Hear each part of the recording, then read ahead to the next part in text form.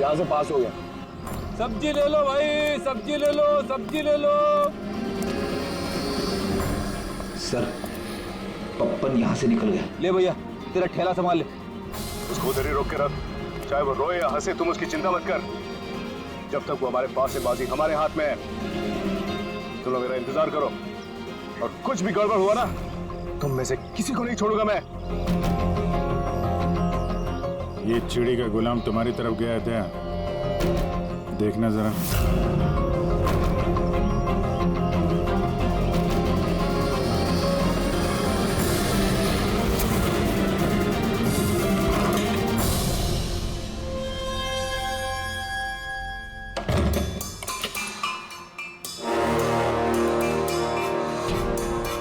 कैसा लगा हमारा इनविटेशन भरत साहब? देखो देखो, आप लोग जो कोई भी हो, तो मुझे और मेरे बेटे को छोड़ दो। मैं आप लोगों से रहम की भीख मांगता हूँ। रहम। Okay fine.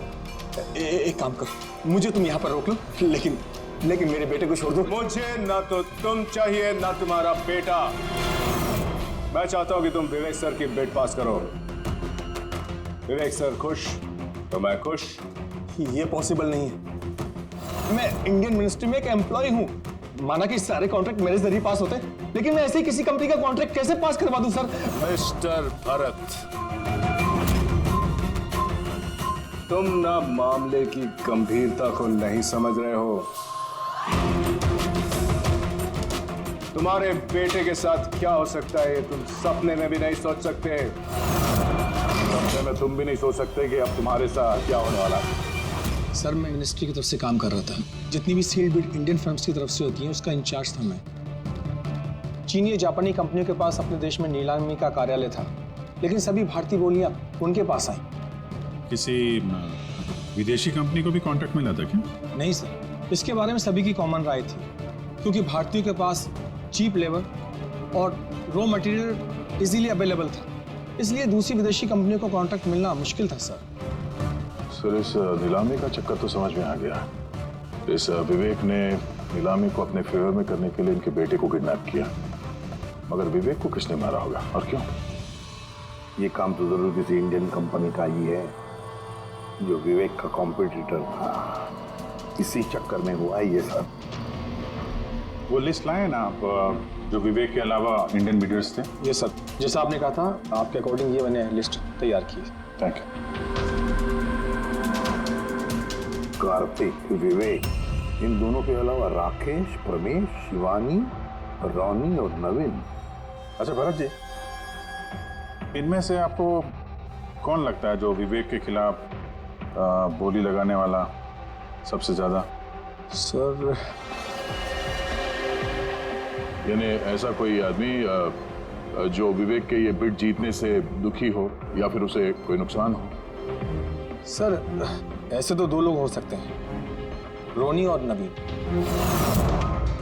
रोनी और नवीन, तो फिर मिल लो। इस रोनी और नवीन से पूछताछ करो, उनसे पता तो चले है कौन ऐसा जो बिना दिखे भी खून कर सकता है।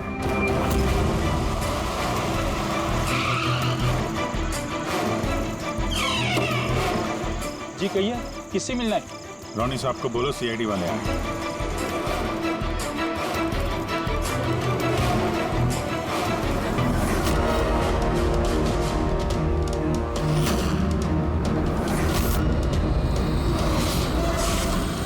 सर, लाइट चली गई? मैं पता लगाता हूँ। नहीं मिस्टर रोनी, आप बाहर नहीं जाएंगे, आप इधर रुकिए। आपकी जान को खतरा है, ये वही खूनी हो सकता है। सिक्योरिटी! रोनी, आप हिलना मत। सिक्योरिटी! सर, यहाँ कोई है? कोई है? सर, यहाँ कौन है इधर? कौन है? मिस्टर रोनी, आप हिलना मत। सर, मैं देखता हूँ। देखो पंकज! ओह नो, रोनी! साहब, सबको क्या हुआ? एक मिनट। He's no more.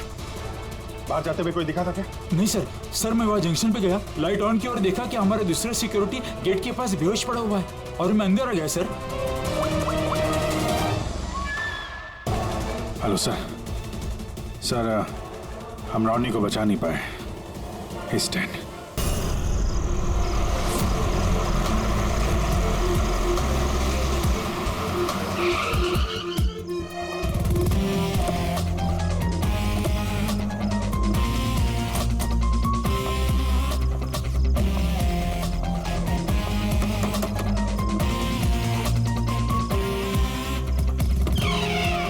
जी कहिए, किससे मिलना है?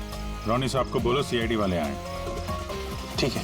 सोमवार की रात को विवेक का खून हो गया और हमें तुम पे शक है। क्या बकवास कर रहे हैं आप? भला मैं विवेक का खून क्यों करने लगा?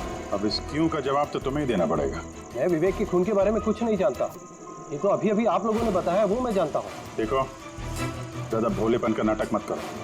साफ साफ बताओ, विवेक को क्यों मारा तुमने? सर, मैंने विवेक का खून नहीं किया है, और वैसे भी उसके घर के बाहर सिक्योरिटी गार्ड थे, तो कोई कैसे उसके घर में घुसकर मार सकता है? सिक्योरिटी गार्ड्स कुछ नहीं कर पाए क्योंकि उन्हें कोई दिखाई नहीं।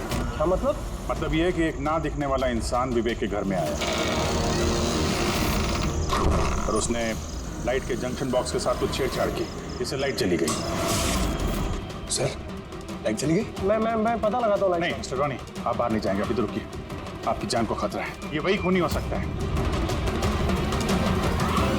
सिक्योरिटी! रॉनी, आप हिलना मत। जी, सिक्योरिटी!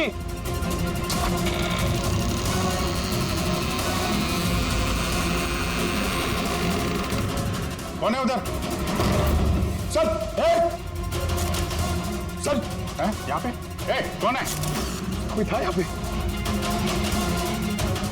कौन है? हैं? कोई दिखा? नहीं। रॉनी, हिलना मत।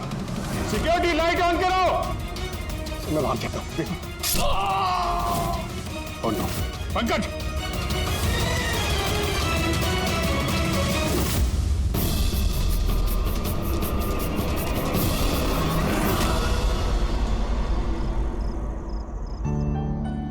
वीना, आज दिन भर सिर्फ काम काम और काम ही रहा है। शरीर भी थक गया है, पूरी बॉडी दर्द दे रही है। विवेक, 24 घंटे सोचोगे तो बॉडी तो पेन होगा ना। अब इतना बड़ा बिजनेस करना है तो सोचना तो पड़ेगा ही ना। थोड़ा सोच समझ के काम करोगे तो दिमाग पे प्रेशर कम पड़ेगा ना। ये कोई गुड्डे गुड्डियों का खेल नहीं है जो चुटकी बजाते ही काम शुरू हो जाए और चुटकी बजाते ही खेल खत्म। समझ रही हो? ठीक है, एक काम करती हूँ, मैं लोकेश को बुलाती हूँ, वो तुम्हारी मालिश कर देगा अच्छे से। ठीक है? मालिश नहीं, बस गर्मा गर्म एक गिलास दूध मेरे लिए लेकर आ जाओ ताकि सारी थकान दूर हो जाए। अच्छा, तो अभी लेके आई। Please, thank you.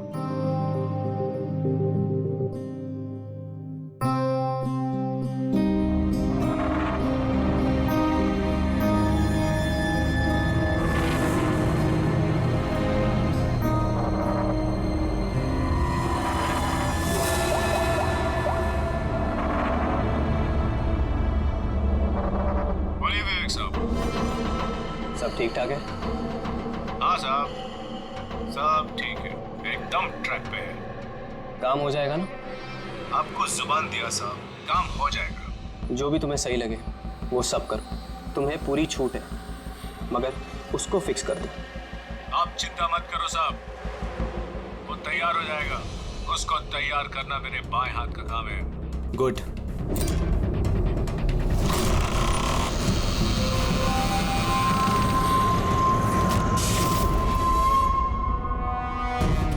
ये लाइट्स को क्या हो गया? वीना, वीना तुम हो? वीना तुम बोलती क्यों नहीं? ये लाइट्स कैसे चली गई? लोकेश, वीना, कौन है? कौन है यहाँ पे? वीना मजाक मत करो। देखो, देखो मैं अंधेरे से नहीं डरता। विवेक साहब! विवेक साहब! विवेक साहब! लोकेश! वीना!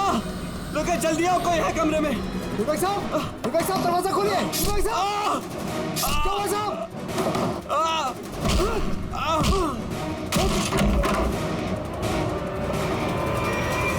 विवेक साहब! मार्गिन! विवेक साहब!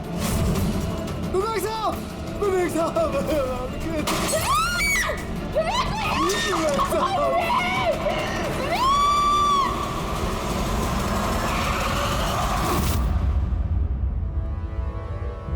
सर लगता है कई बार चाकू से वार किया। ये देखिए, कटने का और चाकू घोंपने का निशान है। घाव के पैटर्न देख के लगता है कि ये घाव चाकू के नहीं है, किसी और चीज से खून किया गया है। ऐसा क्यों लगता है सर आपको? ये देखो, ये जो घाव के पैटर्न देख रहे हो एकदम बराबर बराबर है, एक ही साइज के, और ये ज्यादा गहरे नहीं है। अगर चाकू का घाव होता तो बड़ा होता, गहरा होता, और ऐसे पैटर्न में नहीं बनता।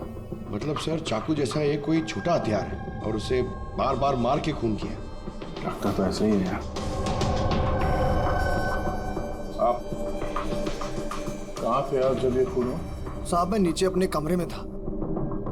जब विवेक साहब की चीखने की आवाज सुनी तो मैं दौड़ के ऊपर आया। साहब मैंने दरवाजा खोलने की बहुत कोशिश की, लेकिन दरवाजा अंदर से बंद था। विवेक साहब अंदर से जोर जोर से चिल्ला रहे थे, इसलिए मैं दरवाजा तोड़ के अंदर गया और मैंने देखा कि जब दौड़ के अंदर आए तो आपने खूनी को नहीं देखा यहाँ पे? यही तो अजीब है साहब, खूनी दिखा ही नहीं। दरवाजा बंद था अंदर से? हाँ साहब।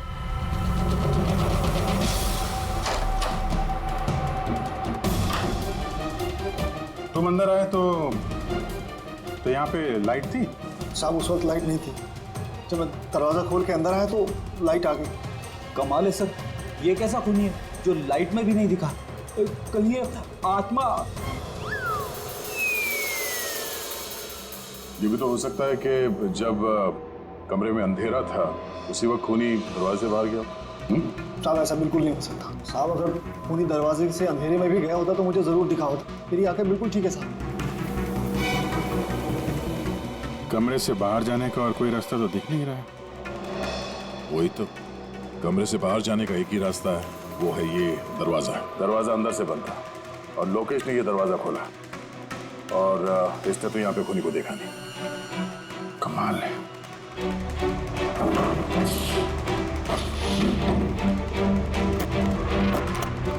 क्योंकि अंदर से बंद है, यहाँ से तो खूनी आ नहीं सकता। तो खूनी अंदर कैसे आया? और फिर बाहर जाते हुए किसी को दिखा नहीं? सर मेरी दादी एक भूतिया कहानी सुनाती थी। पंकज, एक तो ये कहानी नहीं है, हकीकत है, और ये भूतिया नहीं है। सर ये हकीकत है लेकिन भूतिया लगता है ना। कोई यहाँ पर आता है, बिना हथियार के खून करता है और चले जाता है। कहाँ से? जाने का तो यही एक रास्ता है, ये दरवाजा। लेकिन सर बीना तो सीढ़ियों से ऊपर आ रही थी, और अगर खूनी यहाँ से जाता तो उसे दिखता जरूर। कमाल है यार, ये लाइट का आना जाना, इसका कुछ ना कुछ कनेक्शन है इस केस के साथ। लाइट का जंक्शन बॉक्स कहाँ पे है?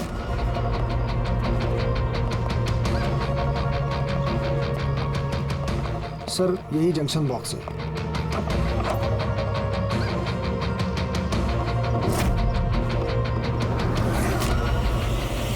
इधर आ जरा। कल तुम ही ड्यूटी पे थे? मैं तो गेट पे था साहब। तुम्हारे गेट पे रहते कोई घर में घुस के खून कर गया, तुम्हें पता नहीं चला? देखिए साहब, मैं अपनी ड्यूटी पे अलर्ट रहता हूँ, ना कोई अंदर आया है ना कोई बाहर गया है। अलर्ट? तो क्या खूनी हवा में आया, हवा में गायब हो गया है? ये लाइट स्विच ऑफ किसने की थी यहाँ से? पता नहीं साहब, अचानक ऑफ हो गई। मैंने सोचा फ्यूज उड़ गया हो। या कोई स्पार्क वार्क हुआ था जंक्शन बॉक्स में? नहीं साहब, स्पार्क नहीं हुआ था, लाइट चली गई, और जैसे ही लाइट चली गई मैं जंक्शन बॉक्स की तरफ दौड़ा। देखा बाकी सबके घर में लाइट है, हमारी क्यों नहीं? और देखा साहब जंक्शन बॉक्स खुला था, जंक्शन बॉक्स का स्विच भी बंद था, और मैंने ऑन किया साहब। जैसे ही ऑन किया लाइट आ गई। कोई तो आया था यहाँ पे जिसने लाइट के साथ छेड़छाड़ की है। विवेक की बीवी बीना, उससे भी पूछ लेते हैं।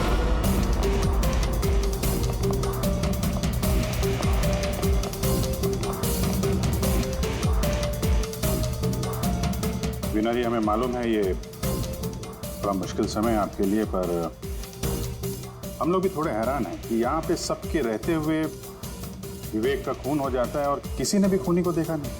सर इस बात का जवाब मेरे पास भी नहीं है। मैं खुद हैरान हूँ, खूनी कहाँ से हवा बनकर आया और कहाँ चला गया। मैं मेरे बच्चों को क्या जवाब दूंगी सर, उन पर क्या बीतेगी। हिम्मत रखो, समय के साथ साथ बच्चे भी समझ जाएंगे। आप कौन है? सर मैं विवेक का बिजनेस पार्टनर हूँ। मेरा नाम राकेश है और मैं अभी जापान से लौटा हूँ।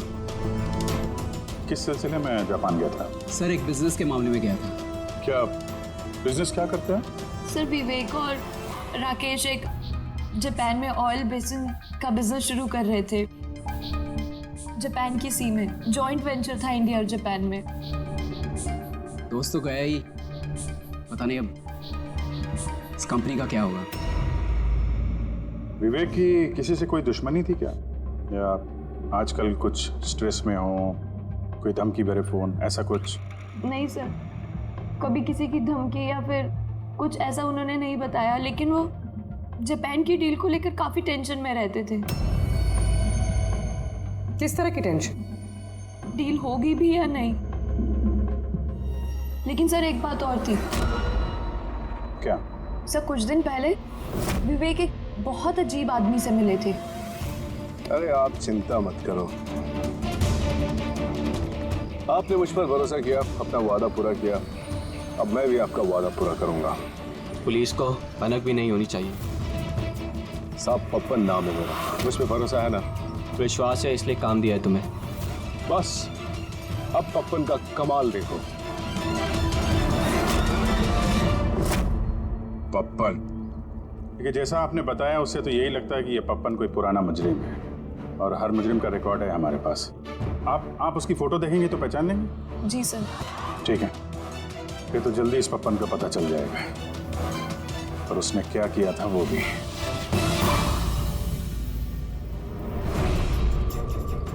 आप लोगों का शक एकदम सही बॉस, ये खून चाकू से नहीं हुआ।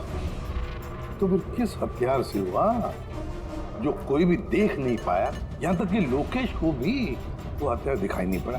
हाँ बॉस, हथियार भी नहीं नजर आया, और कमाल की बात है खूनी भी दिखाई नहीं दिया। ये तो पहले हो गई, खून हुआ, खून ही नजर नहीं आया। घाव चाकू जैसे हैं लेकिन खून चाकू से नहीं हुआ। पहेली तो है अभिजीत, और इस पहेली को सॉल्व करने के लिए आप लोगों को कड़ी मशक्कत करनी पड़ेगी।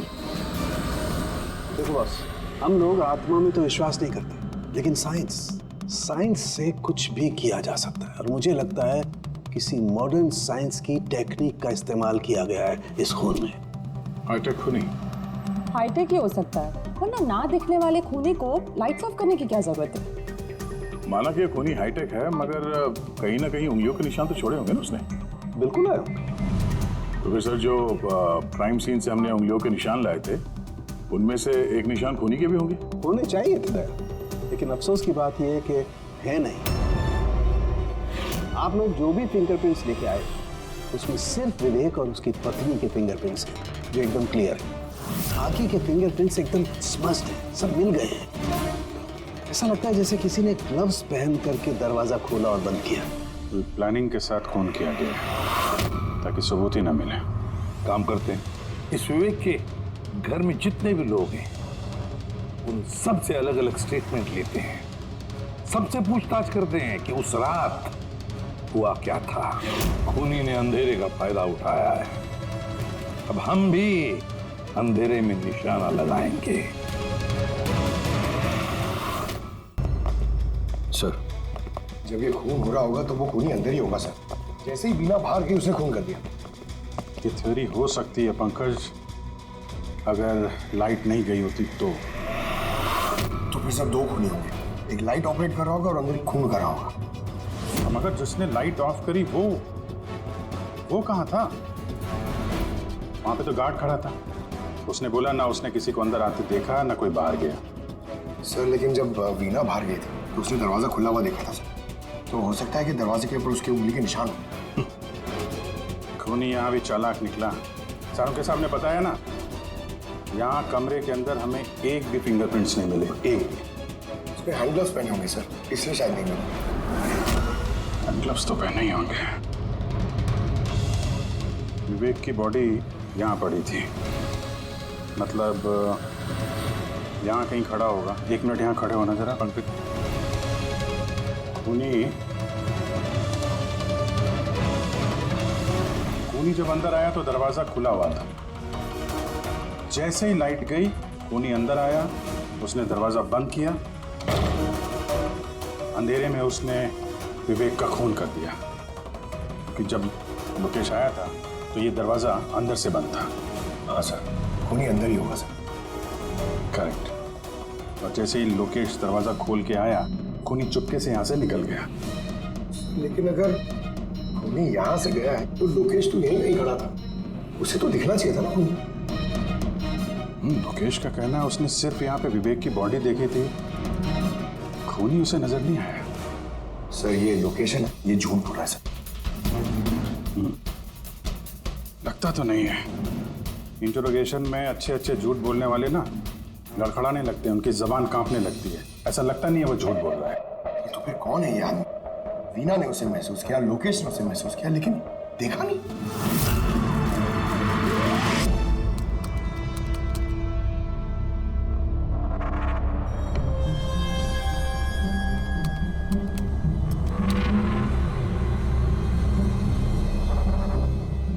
सर, मरने से पहले विवेक ने जिस नंबर पे फोन किया था वो नंबर एक दिन पहले चोरी हो गया था और अब वो अनअवेलेबल आ रहा है।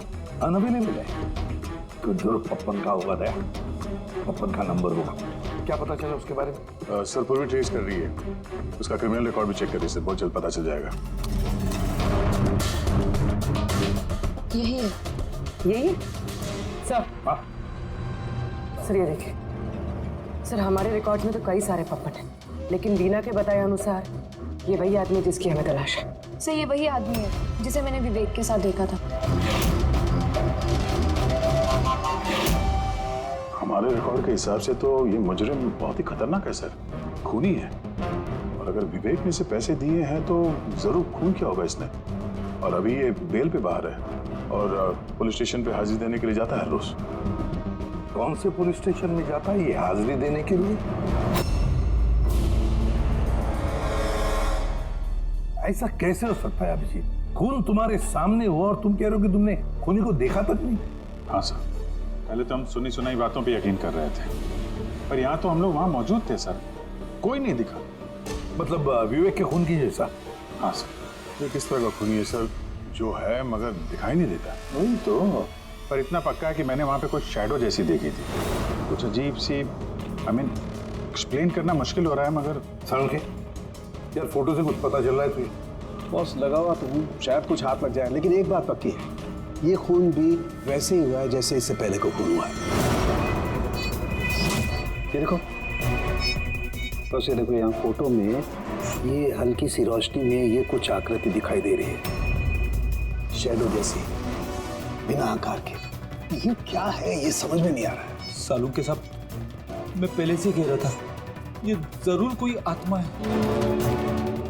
सर वो जो कोई भी था, मैंने उसे महसूस किया था सर। मैंने उसे पकड़ने की कोशिश की लेकिन वो हाथ में ही है। देखो यार, ये आत्मा कुछ नहीं होता। बस ये क्या है ये अभी तक पता नहीं लगा पाया। ये किस किस्म का हथियार इस्तेमाल किया इस खूनी ने? ये है बॉस, ये हथियार, इसे शूरिकेन कहते हैं बॉस। शूरिकेन? तो इस तरह का हथियार तो मैंने मार्शल आर्ट्स वाली फिल्मों में देखा है। अरे इसे तो वो निंजाज यूज करते हैं, वो निंजा। सर ये जापानीज हथियार है, निंजाज स्टाइल के हथियार इस्तेमाल करते हैं। जापान निंजा, और ये ऑक्शन भी जापान में होने वाला है सर, तो कहीं इन सबका कनेक्शन जापान से तो नहीं? बिल्कुल है, जापान से कनेक्शन है। इस राकेश से मिलना पड़ेगा। वही गया था ना जापान किसी डील के बारे में बात करने। राकेश तुम विवेक के पार्टनर हो, है ना? तो तुम तो जरूर जानते होंगे कि विवेक ने बिड हासिल करने के लिए पप्पन नाम के किसी गुंडे को हायर किया था, भरत के बेटे को किडनैप करने के लिए, है ना? नहीं सर, इसके बारे में मुझे कुछ भी मालूम नहीं। अरे ऐसा कैसे हो सकता है? इतनी बड़ी बात और पार्टनर को पता नहीं? सर वो मुझसे काफ़ी बातें छुपाता था, इसीलिए बिजनेस में भी लॉस हो रहा था। वो इतना बेताब रहता था कि लॉस कवर करने के लिए भी वो क्या क्या करता था और कहाँ कहाँ जाता था मुझे बिल्कुल मालूम नहीं है। अच्छा, वैसे आप जापान गए थे ना विवेक के खून से पहले? हाँ गया था। क्या करने गए थे आप? ऑलरेडी प्रोजेक्ट का मामला था, इसके लिए मैं जापान गया था, मगर विवेक यहीं से सारे ऑपरेशन हैंडल कर रहा था। ऑयल का प्रोजेक्ट? तो क्या क्या प्रोजेक्ट था, जरा डिटेल में बताओ तो सही। जापान में एक द्वीप है जिसे ऐतिहासिक और पवित्र माना जाता है। वहाँ के लोग ऑलरेडी प्रोजेक्ट को लगाने के लिए मना कर रहे थे। पवित्र समंती द्वीप? क्या पवित्र है उस आइलैंड में? कुछ पुराने योद्धाओं को वहाँ पे दफनाया गया था, जैसे समुराइज, रॉनिन्स और निंजास। सामुराई, रोनिन, निंजास, पुराने योद्धाओं को दफना दिया था वहां पर। सर ये कोई इत्तेफाक है या कुछ और? ये जो निंजास है ये पुराने दौर के हथियारे थे सर जापान में, और आज भी काफी लोग इन लोगों को मानते हैं। तो वो लोग नहीं चाहते होंगे कि उस जगह पे ये ऑयल ड्रिलिंग हो और उन लोगों ने इन्हें। हाँ हो सकता है दया, हो सकता है, पर ये भी तो हो सकता है कि इन लोगों की आपसी दुश्मनी, कोई बिजनेस राइवल। सर ये नवीन तो नहीं हो सकता, क्योंकि जब दूसरा खून हुआ तब मैं और पूरी उसी के साथ थे। तो फिर ये बचे 3 बिडर्स, शिवानी, प्रमेश और कार्तिक, तीनों को बुला लेते हैं यहाँ पर। कार्तिक, प्रमेश, शिवानी, तो तुम 3 भारतीय थे विवेक के साथ बिड करने में जापान में, मगर डील हमारे हाथ में आई नहीं, और इसी वजह से विवेक और रोनी का खून हुआ है। कार्तिक आप कहाँ थे जब ये दोनों खून हुए? सर मैं मीटिंग में ही था, आप मेरे एम्प्लॉय से पूछ सकते हैं सर। और प्रमेश?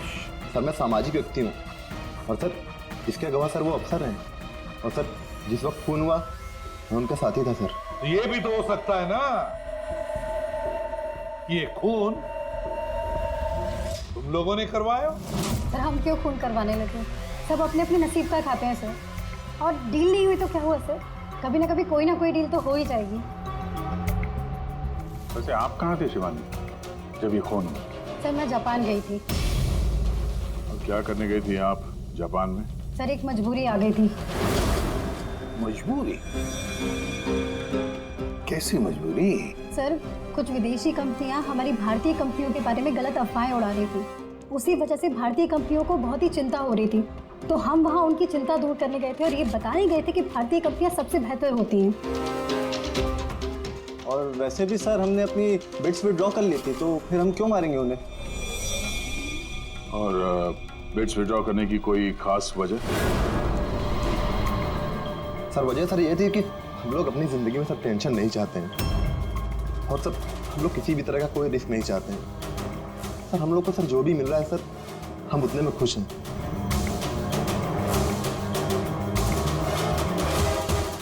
सर अब तो ये नवीन ही बचा, इसने तो बिड भी वापस नहीं ली। तो कहीं नवीन ने तो नहीं ये सब किया? तो फिर ये भी तो हो सकता है कि अगला शिकार नवीन ही हो। नवीन, तुमने बिड क्यों नहीं कैंसिल की जब सारे लोग पीछे हट गए थे? ऐसे कैसे मैं पीछे हट जाता? इस कॉन्ट्रैक्ट को पाने के लिए मैंने कितने महीनों मेहनत की है पता है तुम्हें? मुझे लगा कि अगर ये कॉन्ट्रैक्ट मेरे हाथ में आ गया तो मेरी सारी दुनिया बदल जाएगी। अब तो दुनिया से जाने की ही नौबत आ गई है। तुम समझते क्यों नहीं हो? अगर तुम चले गए तो मेरा क्या होगा? डरने की कोई बात नहीं है, हमें कुछ नहीं होगा। सीआईडी की पूरी टीम हमारे साथ है। अरे सीआईडी वालों के सामने वो मार के चला गया, और सीआईडी वाले क्या किए? कुछ नहीं कर पाए वो। सीआईडी की टीम पे भरोसा रखो तुम, हमें कुछ नहीं होगा। पंकज तुम्हें पता है ना हमें क्या करना है? Don't worry, I know. मैं आता हूं।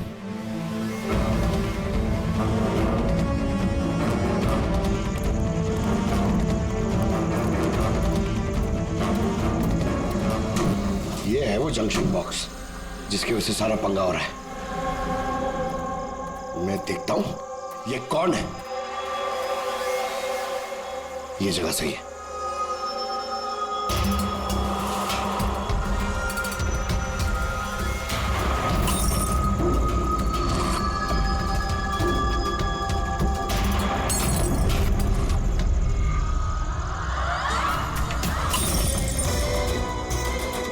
कौन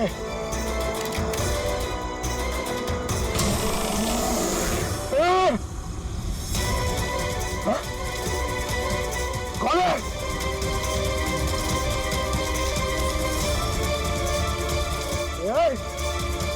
मारा!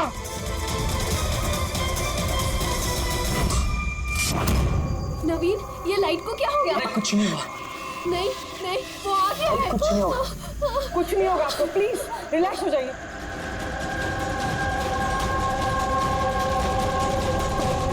रिलैक्स हो जाइए। सामने आओ। वो तुम्हें मार डालेगा। अरे नहीं। कौन है यहाँ पे?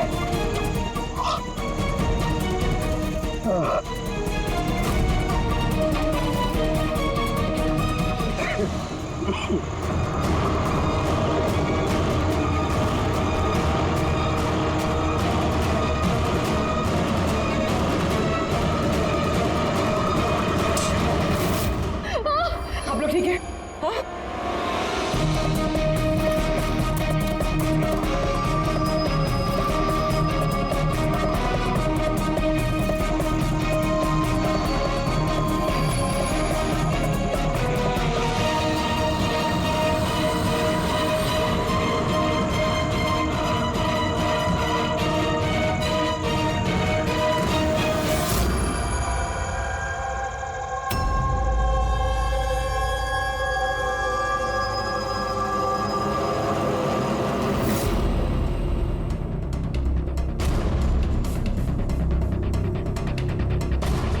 सर मैंने वहां पर 6 गोलियां चलाई थी। उनमें से 5 गोलियां तो मिल गई, मगर एक गोली उस खूनी को जरूर लगी है। एक गोली खूनी को लगी है? तो पुण्य तुम यकीन नहीं सब कैसे कह सकती हो कि 6 में से एक गोली खूनी को लगी है? क्या वहां पे कोई खून वगैरह गिरा था? नहीं सर, खून तो नहीं था वहां पर, लेकिन गोली लगने की आवाज जरूर आई थी। अगर गोली लगी है तो खून तो निकलेगा ही। घर के अंदर ना सही तो घर के बाहर कहीं मिला? नहीं सर, हमने अच्छे से चेक किया था, वहां पर खून था ही नहीं। हो सकता है सर खूनी ने बुलेट प्रूफ वेस्ट पहन रखी हो। और सर ये भी तो हो सकता है कि ये काला कपड़ा उस बुलेट प्रूफ वेस्ट का टुकड़ा हो। सर इस काले कपड़े के टुकड़े से कुछ पता चल रहा है तुझे? नहीं बॉस, इस कपड़े पर से भी खून के ट्रेसेस तो नहीं मिले। खून के अलावा कुछ मिला तुझे? हाँ, ये कपड़ा इतना काला है कि विश्वास नहीं होता है। इस पर से कोई भी रिफ्लेक्शन हो ही नहीं सकता है। रिफ्लेक्शन नहीं हो सकता? मतलब ये फ्रेडी कि जब आप किसी भी चीज पर लाइट डालते हैं तो वो लाइट थोड़ी सी रिफ्लेक्ट होके आपकी आंखों में आती है। इसी से पता चलता है कि क्या चीज है, उसका कलर क्या है, ये सब कुछ। लेकिन इस कपड़े पर अगर आप लाइट डालेंगे तो रिफ्लेक्ट होगी ही नहीं। इस कपड़े पे लाइट मारेंगे तो ये कपड़ा दिखेगा नहीं ना। मैं दिखाता हूं, ये देखो, ये यहाँ पर ये लाइट है। अब हम इसे ट्रैवल करते हैं इस कपड़े पर और ये देखो लाइट गायब। माय गॉड, मतलब इस कपड़े ने सारी की सारी लाइट एब्जॉर्ब कर ली। और ये देखो, कपड़े से बाहर आए तो फिर से लाइट दिखाई देना शुरू हो गई। अजीब कपड़ा है, पूरी लाइट एब्जॉर्ब कर लेता है। पता ही नहीं चल रहा था कपड़ा है कि नहीं। इंसान के नवीन की जान को खतरा है, जो भी है जल्दी बता दे। बॉस, मैं जानता हूं कि ये क्या है और खून कैसे हुआ है।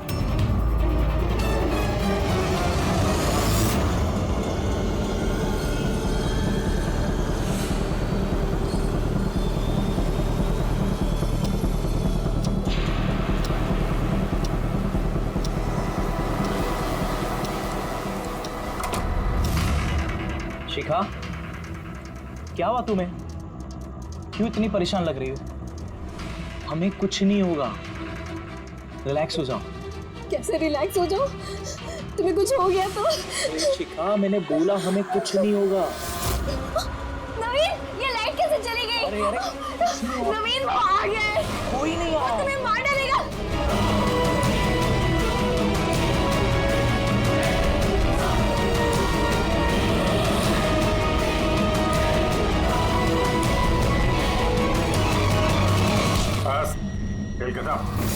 दूध अपने हाथों से लेकर आ जाओ, सारी थकान दूर हो जाएगी।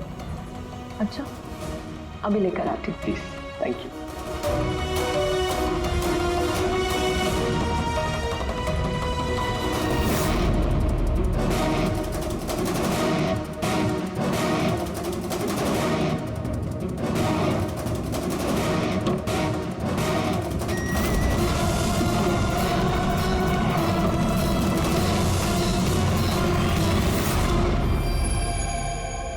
मैंने सोचा नहीं था कि कोई मुझे भी पकड़ सकेगा।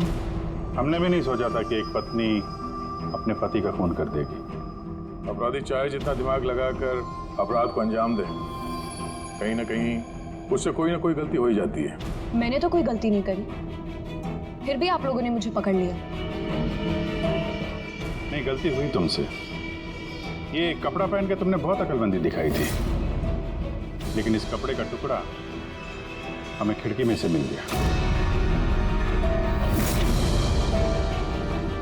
और खिड़की पे फंसा हुआ वो कपड़ा हमारे लिए सबूत बन गया, और उसी कपड़े की वजह से तुम हमारी पकड़ में आ गई। ये कैसा कपड़ा है सर? मैंने इसके बारे में पहले सिर्फ सुना था बॉस। मुझे पता नहीं था कि इसका इस्तेमाल किया जा सकता है, वो भी इस तरीके से। इसे जिस व्यक्ति ने बनाया उसने अपने हिसाब से इसको नाम दिया, लेकिन एक बात पक्की है, ये दुनिया की सबसे ज्यादा काली चीज है। मैं तो कुछ समझा नहीं। सीधे तरीके से ये बात है फ्रेडी कि अगर इस कपड़े का कोई सूट बना करके पहन लेगा, वो व्यक्ति आपको दिखाई नहीं देगा तब तक जब तक कि उसके आसपास की सारी लाइट्स एलिमिनेट ना हो जाए।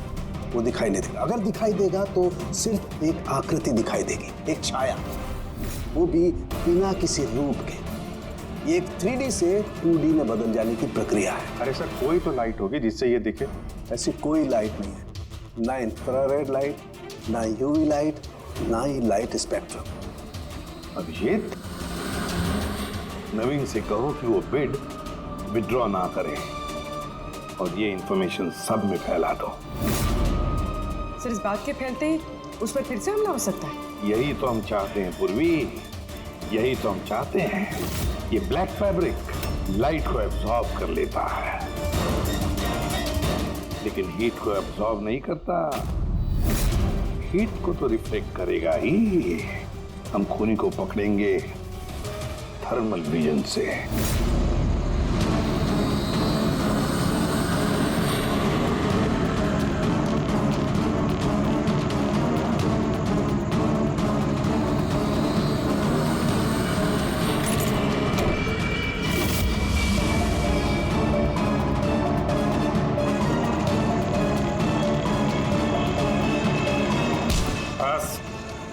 किस तरह से इस काली ड्रेस की वजह से तुम्हारा खेल खत्म हो गया? अब जल्दी से बताओ, अपने पति का खून क्यों किया तुमने? नफरत थी मुझे उससे। उसकी बीवी कहलाते हुए भी मुझे शर्म आती थी। क्यों? ऐसा क्या करता था वो कि तुम्हें इतनी नफरत थी? ये जो बिजनेस था मेरे पापा ने उसे दिया था। इतना बड़ा एम्पायर खड़ा करके दिया उसे, और वो उसे मिट्टी में मिलाने की कोशिश कर रहा था। गुंडों के बदौलत कॉन्ट्रैक्ट लेता था। तुम्हारा मतलब है कि वो खुद अपना बिजनेस खराब कर रहा था? कर नहीं रहा था, कर दिया था। मेरी फैमिली बैंकरप्सी की गिनती में थी। बिजनेस खराब चल रहा था तो उसे बातचीत कर दी, उसे समझा दी, उसे जान से मार दिया। मैंने उसे बहुत समझाने की कोशिश की थी, पर वो नहीं समझा, और मजबूरन मुझे ये कदम उठाना पड़ा। मुझे मेरे बच्चों के बारे में सोचना था, उन्हें तो मैं भूखा नहीं मार सकती। तो इसलिए सारा बिजनेस तुमने अपने हाथ में ले लिया? हाँ, मैंने जापान की एक कंपनी को अप्रोच किया था छिपकर। छोटे छोटे कॉन्ट्रैक्ट और पैसों के बदले मैंने तय किया कि भारतीय कंपनी कॉन्ट्रैक्ट पर कोई बोली ना लगा सके, और इसीलिए मैंने सभी बोली लगाने वालों को मारने का प्लान किया। और उन्हें मारने के लिए ऐसे हथियार का इस्तेमाल किया जो निंजास इस्तेमाल करते हैं? हाँ? हाँ। क्या मिला ये सब करके? जेल। जिन बच्चों के लिए तुमने गुनाह का रास्ता अपनाया, अब वो बेचारे अनाथ हो जाएंगे।